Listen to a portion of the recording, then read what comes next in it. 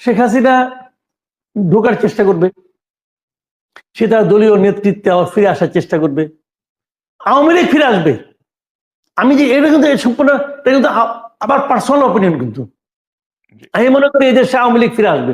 কারণ আওয়ামী লীগ একটা বিরাট দল, আওয়ামী লীগের শিকড় অনেক গভীরে, সারা দেশে আওয়ামী লীগের নেতাকর্মী আছে, এবং আওয়ামী লীগের যদি নতুন নেতৃত্বের মাধ্যমে আওয়ামী লীগ আসে, আওয়ামী লীগ আবার ভালো করবে এদেশে, এটা হবে।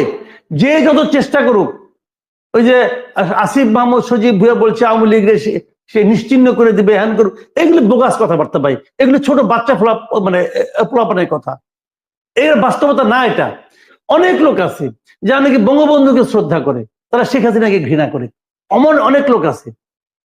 কিন্তু একটা দুর্ভাগ্যজনক আমি বলি আপনাকে, এই সরকারের কিছু কিছু লোক তারা আওয়ামী লীগকে নিষিদ্ধ করবে, আওয়ামী লীগকে নিশ্চিহ্ন করবে, এটা বলে বলে, এবং তাদের কিছু আপনার বাল সুলভ কর্মকাণ্ডের কারণে তারা বরং শেখ হাসিনাকে ফেরত আনার একটা চেষ্টা করতেছে বলে আমি মনে করি। আমি এক্সাম্পল দিয়ে বলি আপনাকে, যেমন ধরেন এই যে 32 নম্বরটা ভাঙা হয়েছে না? আচ্ছা, এটা কে ভাঙলো? এটা কি সরকার ভাঙছে? ভাঙে নাই। সরকারকে এই ভাঙায় খুশি হয়েছে, মনে মনে খুশি হইতে পারে, আমি জানি না, কিন্তু প্রকাশ্যে যেদিন ভাঙা হলো তারপরের দিন কি প্রধান উপদেষ্টা 2বার বিবৃতি দেয় নাই? 2বার দিছে। একবার দুপুরে দিছে, তার মনে হয়েছে বোধহয় বিবৃতিটা কম হয়ে গেল, আবার রাতের বেলা দিছে, গভীর রাতে। 2বার তারা বিবৃতি দিয়ে এই ঘটনা কিন্তু নিন্দা করছে। তার মানে ওনাদের নিন্দা করতে হয়েছে। কেন করতে হয়েছে? সারা দুনিয়াকে দেখানোর জন্য যে এটা আমরা চাই নাই। কিন্তু ওনারা যেটা চায় নাই, এটাকে ওনারা প্রমাণ করতে পারছে কোনো একটা কাজের মাধ্যমে? পারে নাই। এর মাধ্যমে হয়েছেটা কি?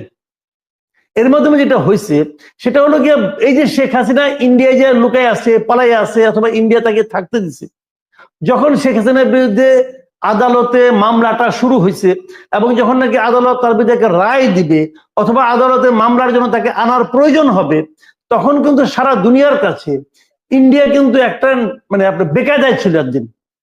তারা বলতে পারতো না, যুক্তি দিয়ে বুঝাতে পারতো না যে কেন তারা শেখ হাসিনাকে ফেরত দিচ্ছে না। এখন কি হলো? এই ঘটনার মাধ্যমে তারা শেখ হাসিনার পক্ষে একটা যুক্তি আমরা ওনাদের হাতে উঠাই দিলাম। এই তৌহিদি জনতা এবং তাদের যারা উস্কাইছে, তারা ওদের হাতে একটা যুক্তি উঠাই দিল। কি যুক্তি উঠাই দিল? দেখেন, আমাদের সঙ্গে ইন্ডিয়ার যে চুক্তিটা আছে, সেই চুক্তিতে বলা হয়েছে তারা আমাদের বন্দীকে ফেরত দিতে বাধ্য। খালি একটা অপশন আছে যেখানে ফেরত না দিলেও পারবে, সেটা হলো যদি আশ্রয়দাতা রাষ্ট্র মনে করে যে এই বন্দীকে ফেরত দিলে উনি রাজনৈতিক প্রতিহিংসার শিকার হতে পারেন, তখন তারা নাও দিতে পারে। সিম্পলি এই ঘটনাটা আমরা ঘটাই দিলাম 32 নম্বর ধ্বংস করে। কি হলো? এখন তারা বলবে যে শেখ হাসিনা দেশে নাই, তার বাবার একটা বাড়ি যেটা ব্যক্তি মালিকানায় নাই, ট্রাস্টকে দিয়ে দেওয়া হয়েছে, প্রকারান্তরে এটা প্রপার্টি অফ গভর্নমেন্ট, এটা পাবলিক প্রপার্টি হয়ে গেছে, সেইটা ভেঙে গুড়িয়ে দিয়ে আপনারা আসলে এই সরকার আসলে একটা রাজনৈতিক প্রতিহিংসার পরিচয় দিয়েছে। যেহেতু তার বাড়িটাই রাজনৈতিক প্রতিহিংসার পরিচয় মধ্যে পড়ে গেছে, অতএব শেখ হাসিনা রাজনৈতিক প্রতিহিংসার মধ্যে পড়বেই। তাহলে শেখ হাসিনাকে কিন্তু আমরা আনার চেষ্টা যে করতে পারতাম, সেই জায়গাও কিন্তু আমরা একটা সমস্যা ক্রিয়েট করলাম এই বাড়িটা ভেঙে, এবং অন্য আওয়ামী লীগের নেতাকর্মীদের বাড়িটা ভেঙে। এই কাজটা ইনিশিয়েট কে করেছে? বলেন, ইনিশিয়েট কে করেছে? বিদেশি বসে যে পিস সাপ করছে ইনিশিয়েট, তো উনি তো আলটিমেটলি ইন্ডিয়াকে সুবিধা করে দিল রে ভাই। সে তো আলটিমেটলি শেখ হাসিনার সুবিধা করে দিল। সারাদিন শেখ হাসিনার নামে গালাগালি করে, আর আসল কামটা সে করে দেয় এইভাবে। এই জিনিসটা বুঝতে হবে। আমাদের অর্ধশিক্ষিত লোকেরা এটা বুঝে না, তারা পিস সাপ জিন্দাবাদ বইয়া মাঠে নেমে যায়। তো এগুলি করে দেশে যখন অস্থিতিশীল সিচুয়েশন ক্রিয়েট করে, এই যে যদি অস্থিতিশীল হয়, কার লাভ রে ভাই? কার লাভ বলেন? যার লাভ সে তার পারপাস সার্ভ করতেছে, বুঝে না এটা। এবং এটা গভর্নমেন্ট পরে বুঝতে পারছে যে গভর্নমেন্ট এটা কি করলো। গভর্নমেন্ট তার পাতা ফাঁদে পা দিছে, এখনো দিয়ে যাচ্ছে। এইটাই হলো ট্র্যাজেডি আমাদের। আরেকটা জিনিস বলে শেষ করি শেখ হাসিনার ব্যাপারটা নিয়ে, যে যখন না কেন বলছে আমরা আওয়ামী লীগকে নিষিদ্ধ করব, যেহেতু এখন পর্যন্ত আওয়ামী লীগের স্বীকৃত নেতা হলো শেখ হাসিনা, তো আওয়ামী লীগের যারা মাঠ পর্যায়ে যায় নাকি লোকজন আছে একদম তৃণমূল পর্যায়ে, তারা কিন্তু হতাশ হয়ে যাচ্ছে যে আমাদের নিষিদ্ধ করতেছে, তাহলে আমরা এর প্রতিবাদ করতে হবে, এটাকে প্রতিরোধ করতে হবে। এবং প্রতিরোধ করার জন্য তারা এখনকার পর্যন্ত দৃশ্যত যে নেতা শেখ হাসিনার সঙ্গে মিলে গেছে, তারা ভাবতেছে ওনাকে নিয়েই ফিরতে হবে।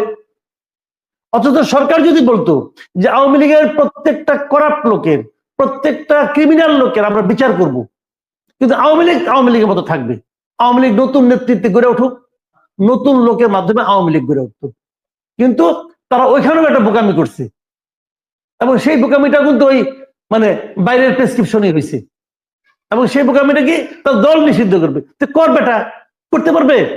ডক্টর ইউনূসের গভর্নমেন্ট, আমি চ্যালেঞ্জ দিয়ে বলতেছি, ডক্টর ইউনূসের গভর্নমেন্ট কোনোদিন আওয়ামী লীগকে নিষিদ্ধ করতে পারবে না, পারবে না। এখানে এটা করলে পরে সারা দুনিয়া এটাকে গ্রহণ করবে না। কেন দেখেন না আপনি, জাতিসংঘ যখন রিপোর্ট দিয়ে গেল অনেক কথা কইছে, এক জায়গায় কিন্তু বলে দিচ্ছে তারা কোনো দল নিষিদ্ধের পক্ষে না।